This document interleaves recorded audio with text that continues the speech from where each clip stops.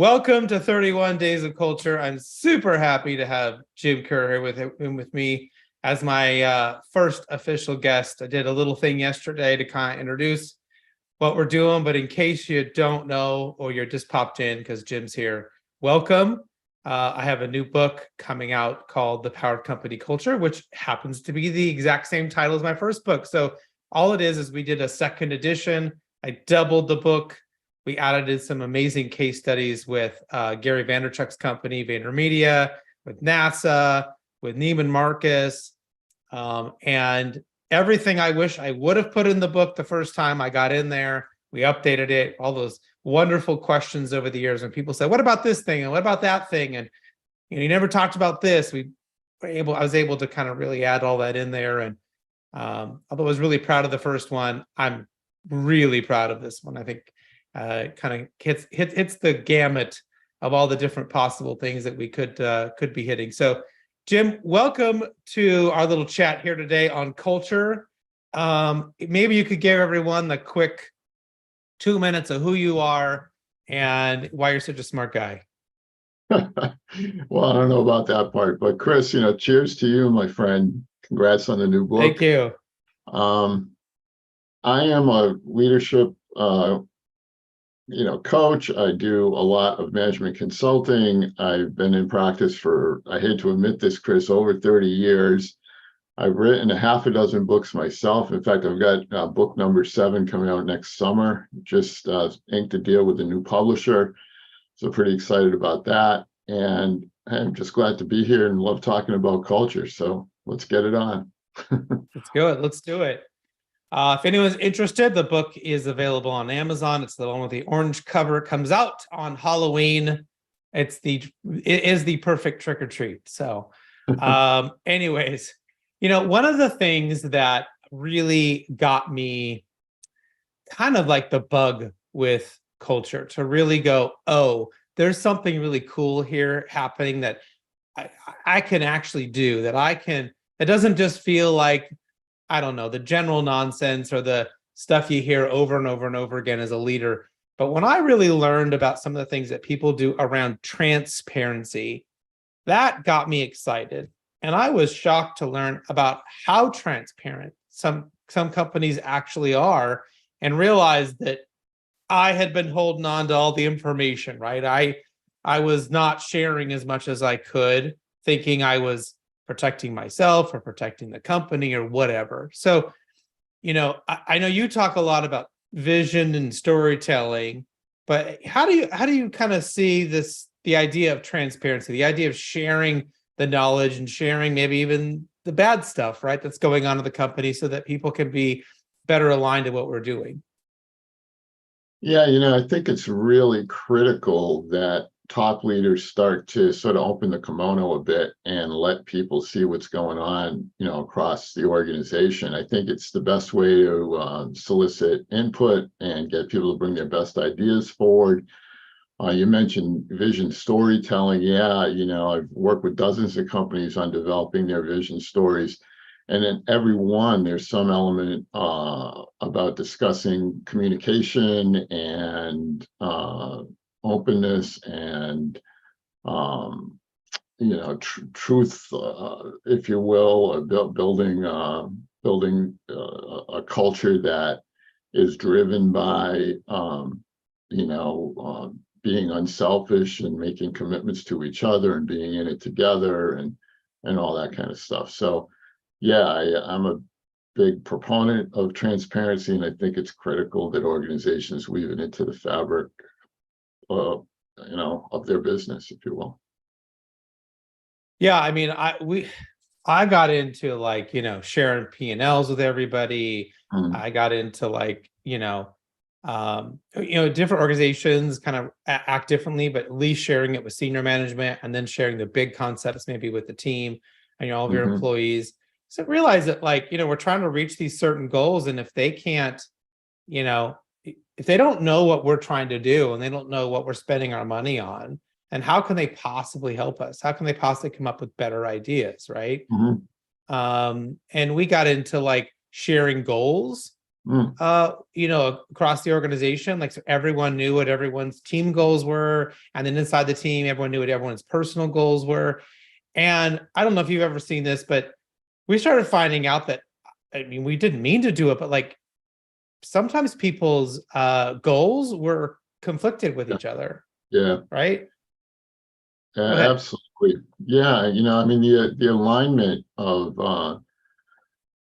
vision, strategy, goal setting, ultimately culture, and then performance has to be there, or the organization wobbles. It's hard to stay on course without that alignment. It's sort of like the alignment in one's car. You need to make sure your front end is aligned so that you can steer properly.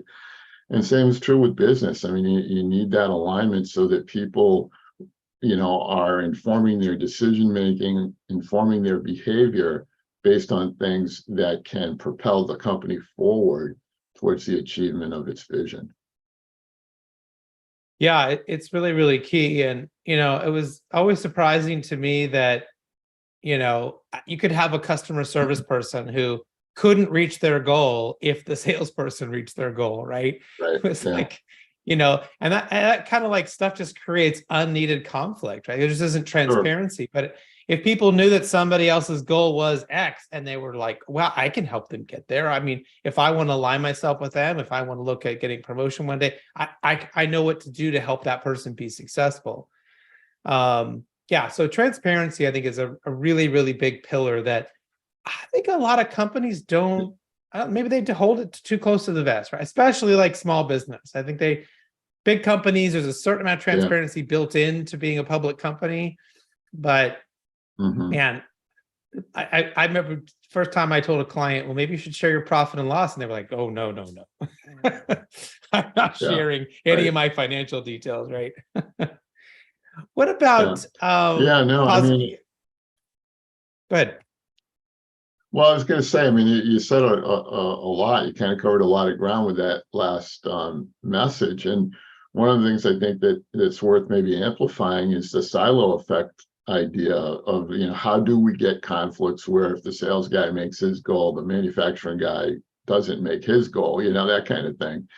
That happens all the time. And it is, to your point, sort of a symptom of misalignment, and yeah, we've got to break down silos. We've got to help people really start to work in ways that it's all for one and one for all. As I mentioned before, it's that notion of being in it together, and those are all cultural elements that we can control. It's our choice as top leaders to design a culture that's supportive of that kind of behavior. Yeah, You know? absolutely. One of the other kind of the next things that I've stumbled upon many years ago was this idea of appreciative inquiry, which is how to sort of lead from a positive mindset to look at whatever is happening and say, what's working? What are we doing well, right? First, before we run around doing the problem solving thing. Mm, And the big kind of takeaway for me was I would look at the sales team and I would say, okay, these two are making their number, this one is close, and these two are not making it, right?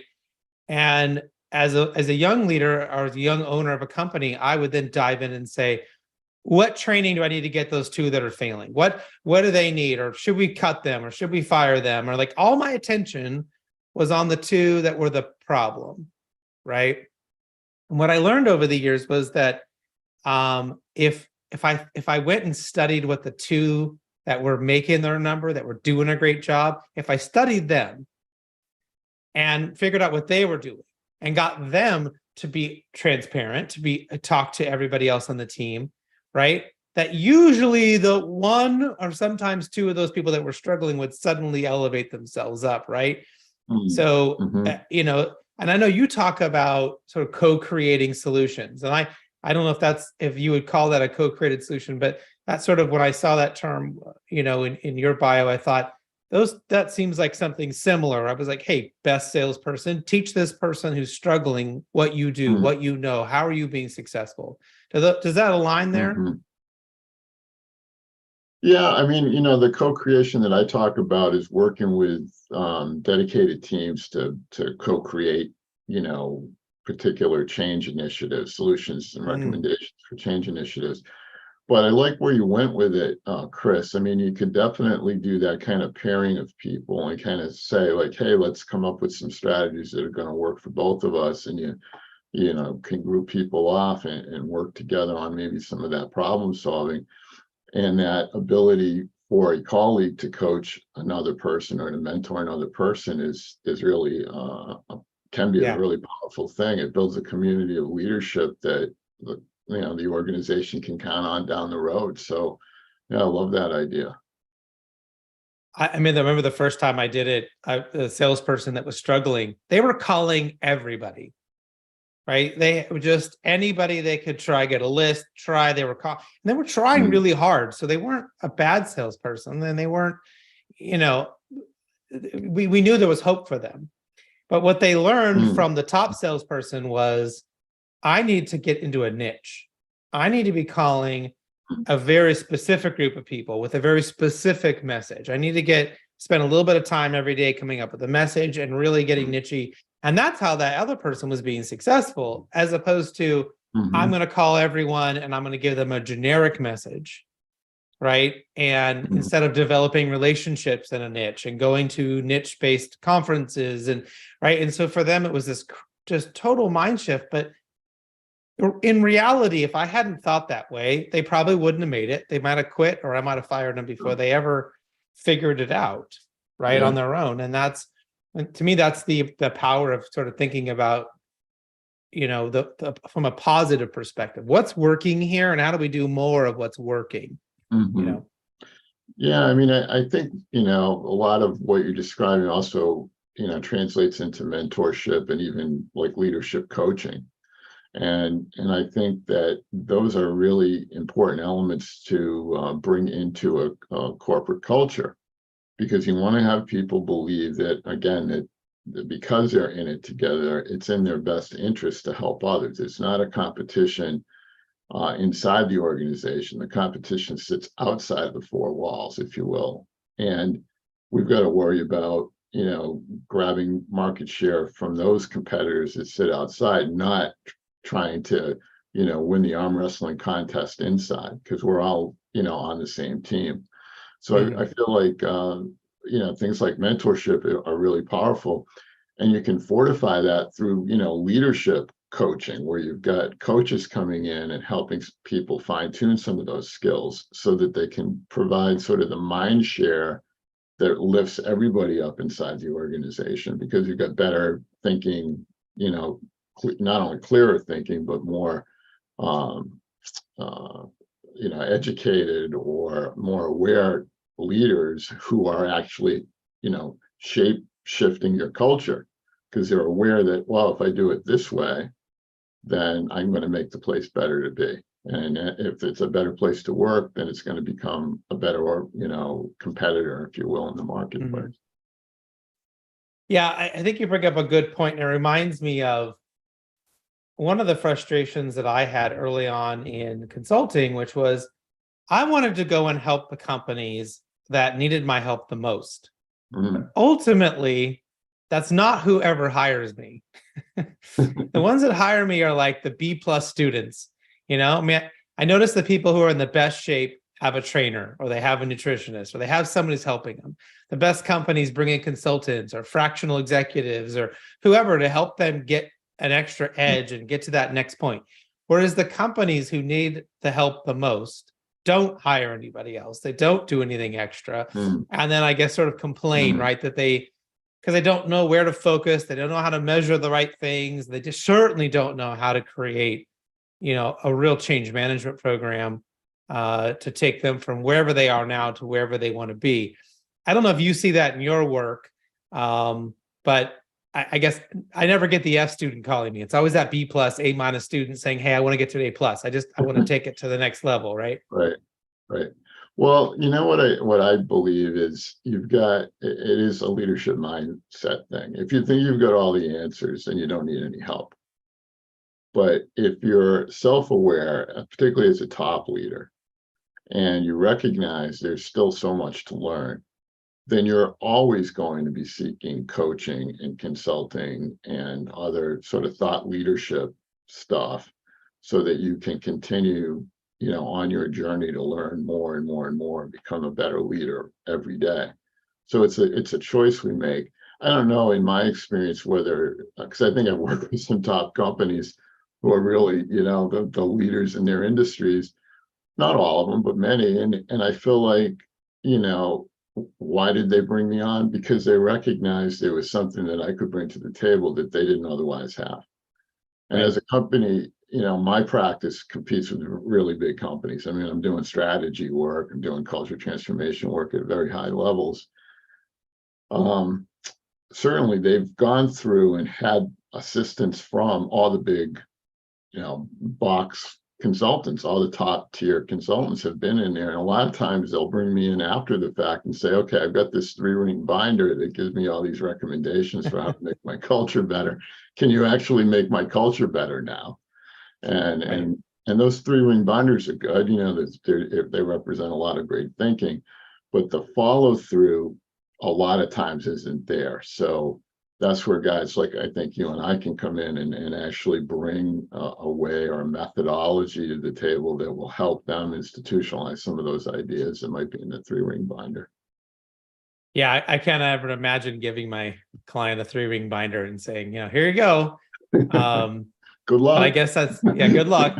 I guess that's what a lot of the big consulting firms do. And they do a lot of good work, but I haven't many times seen that what they've essentially done is told the company what time it is.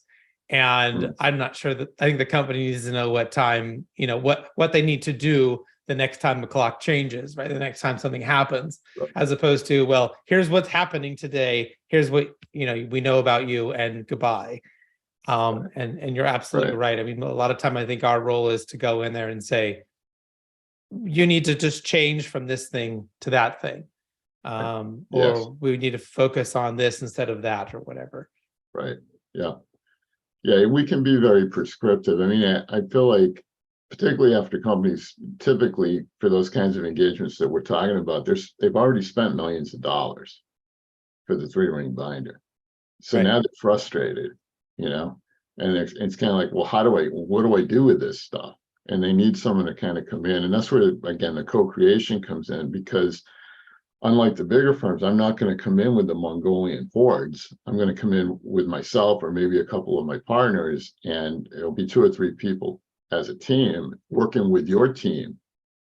And what happens there is a lot of good things. And, back to culture transformation, we can get people to buy into the culture changes when they see it's their ideas, that it's their thinking. So if we can co-create those solutions from your own staff, then when it comes time to roll it out, you've got staff members who are actually zealots for these ideas. They're not going to resist it because it's their thinking, right? And similarly, we're teaching while we're leading those teams. So now you've got a stronger workforce because you've got managers and other leaders that have participated who can then go out and raise their game otherwise, because they've learned some good, management consulting techniques or leadership techniques from working with us. So I think there's a lot of benefit there if a leader can open themselves up a bit and say, yeah, come on in and let's see how we can work together to make this place even stronger than it already is. I wanted to get your take on one-on-one meetings. And the reason I bring these up is I noticed that some of the best work and some of the things that we say we want from our people and the things that we see that management typically does happen in group settings.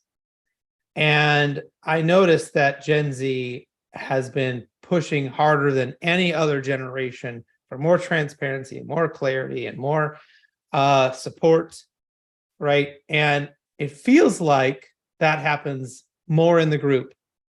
And at the same time, leaders are left to essentially be somebody's, boss, guide, mentor, therapist, friend, what all these different, things. And yet we keep telling them they need to do these in these one-on-one meetings. And I've been lately a big proponent for maybe you should cut down your one-on-ones. Maybe you need to get rid of the, hey, we always meet on Monday at 9 a.m.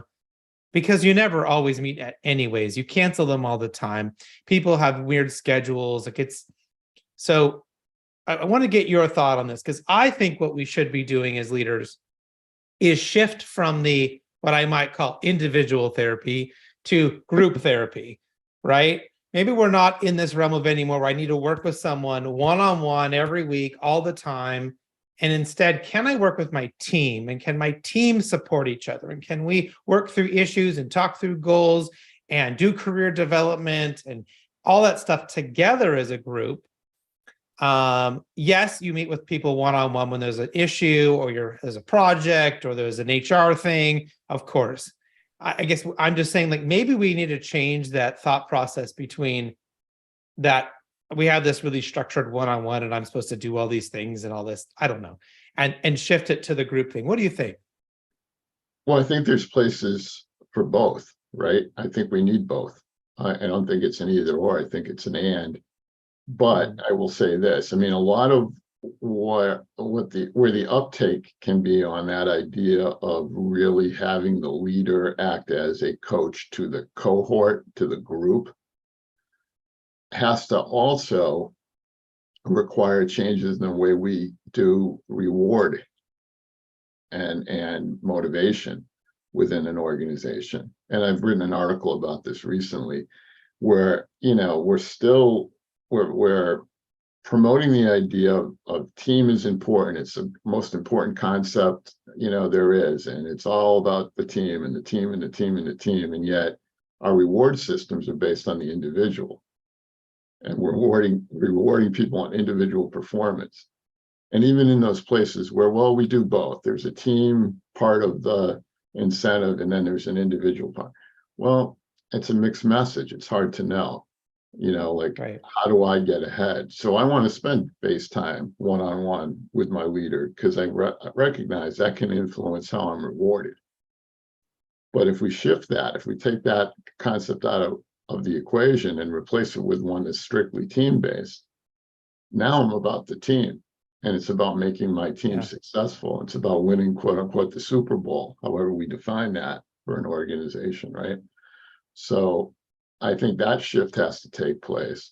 And when it does, it's going to be a lot easier for the leader to play the role of team coach. Because right now it's one-on-one transactions like you describe. And that's why I think people want to spend face time with their boss because they feel like they can influence how they get, you know, get ahead. Yeah, and I feel like they want sometimes they want more face time with their boss if they're feeling fear, if they're feeling uncertainty, right? Because they want this moment to make sure their boss knows they're doing a good job or whatever. Right. But if your team is doing good and the organization is doing good and you're focused on team goals and, you know, things are going the way they should be going, I always feel like there's less of that need because they're not so nervous about it now. They're not expecting an annual review or suddenly they get, you know, terrible marks or whatever. And they go, wait a minute, what's going on here? But you know, I think I prefer team goals. You know, yes, there are things that you want people to work on, but I'm like, hey, if our team goal for customer service, our goal is to have 98% customer satisfaction, and we're at 98.1. I'm like, keep doing what you're doing. I don't need to have all these ridiculous meetings with you. You're doing great. You know what you're doing. Do more of it. If you need help, I'm here. As opposed to the team that's at 25% customer service. Yeah, we need to have some meetings.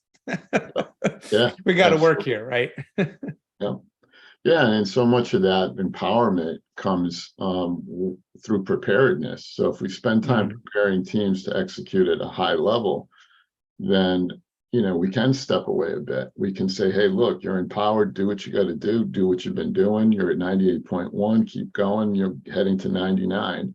And, you know, in those places where it's less than that, then yeah, some hands-on cohort kind of coaching is necessary from the leader to be more directive, to provide sort of the hands-on support maybe that's necessary to get that team to perform at a higher level.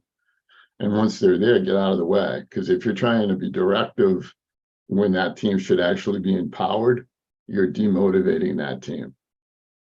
Yeah. Yeah.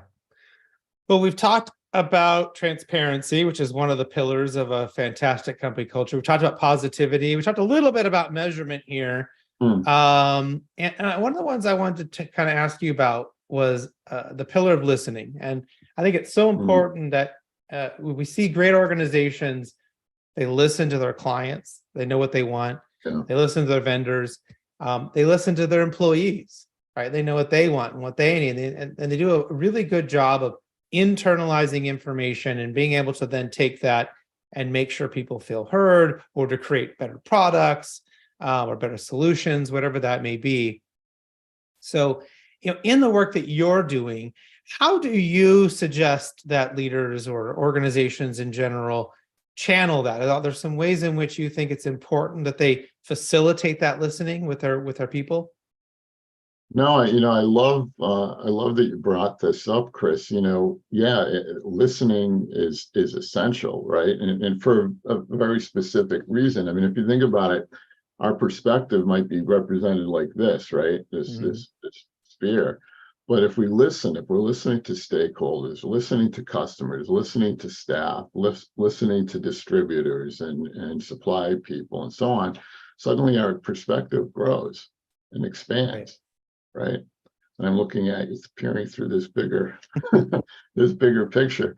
But yeah, it's essential for that. And if we're not listening, if we're doing a lot of telling, chances are we're missing out on opportunities because we're not hearing where those opportunities are and what they might be.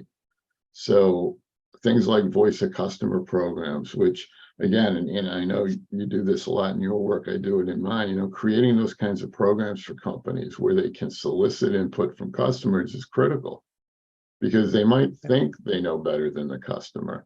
But at the end of the day, the ultimate measurement, and I write about this in the book that's sort of over my shoulder here, indispensable is all about saying that the ultimate metric is what your customers say about you. So we don't get to say who we are in the marketplace. The customer does. They're the ones that are going to say, I can't live without your company. I can't live without you. You are indispensable to me. That's the ultimate measurement. And that can only be achieved by understanding what they need and giving it to them in ways that they want it.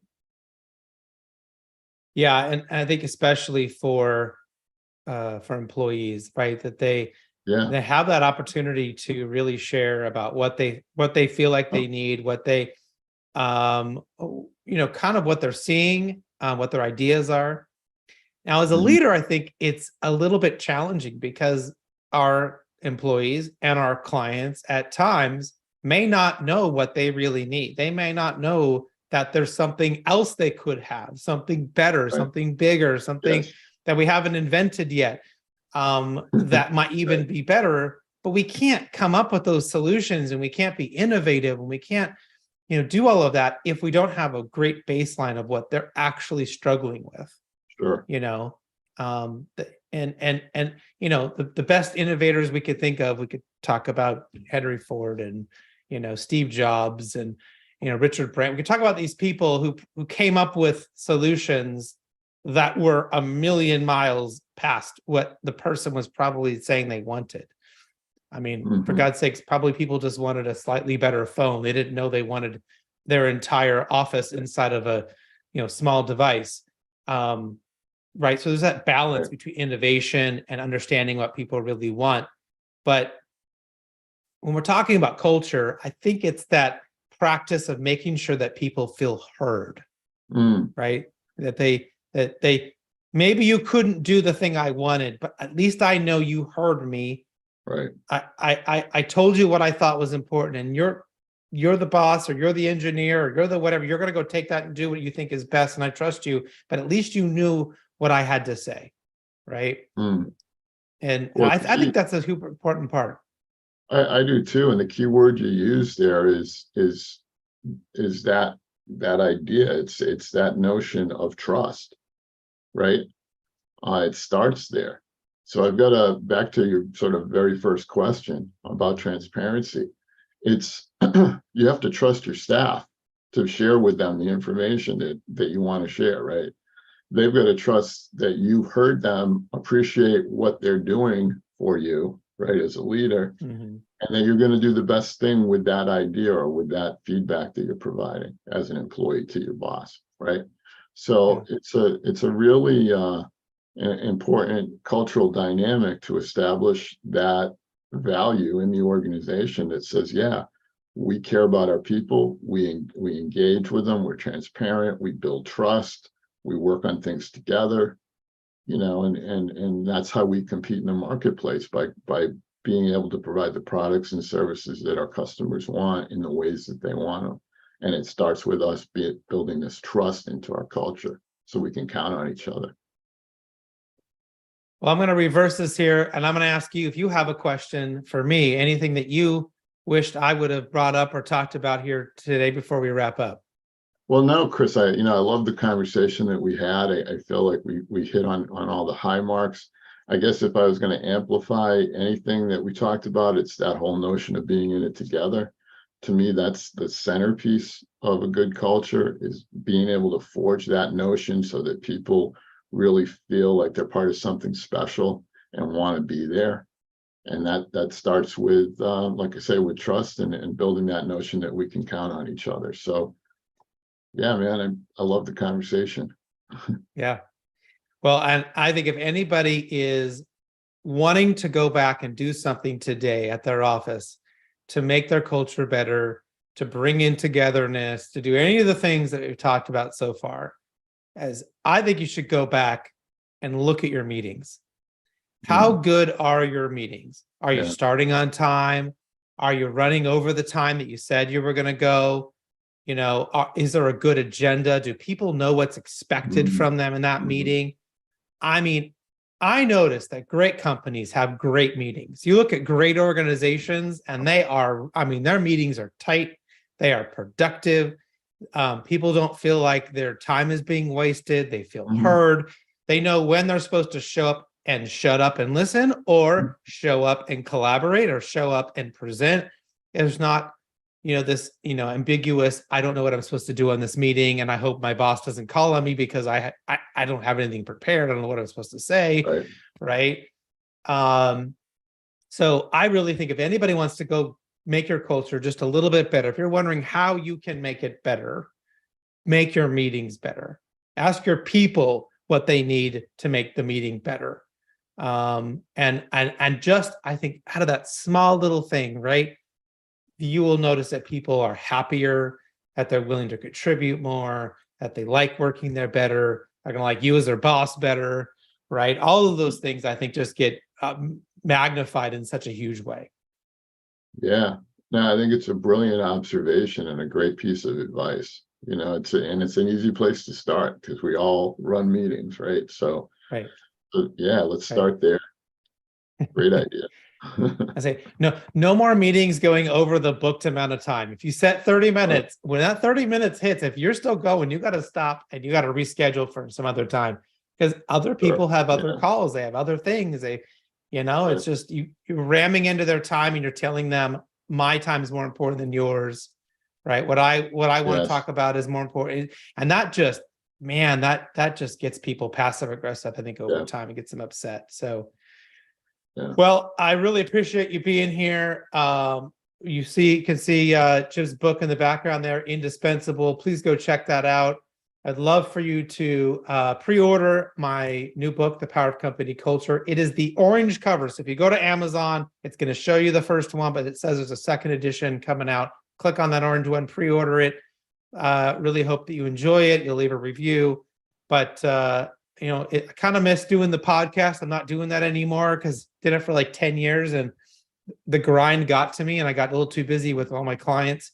But I really do miss this interaction, to be able to talk to really smart people like yourself. So thank you so much for being here today.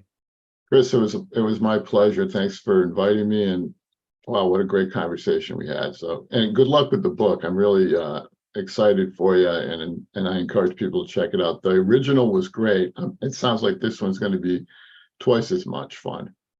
I hope so. Yeah. Very cool. All right. Thanks everyone for tuning in, and thanks Jim for being here. And we'll be back tomorrow with my next guest. Let's see, I believe it is Beverly Kay. She's a big recognition expert. So we'll be on at 4 p.m. Pacific Standard Time on LinkedIn Live, YouTube Live, Facebook Live, Instagram, all the places. We will be there on TikTok, and look forward to that conversation. So thank you again so much, Jim. Cheers, my friend. All right. Bye, everyone.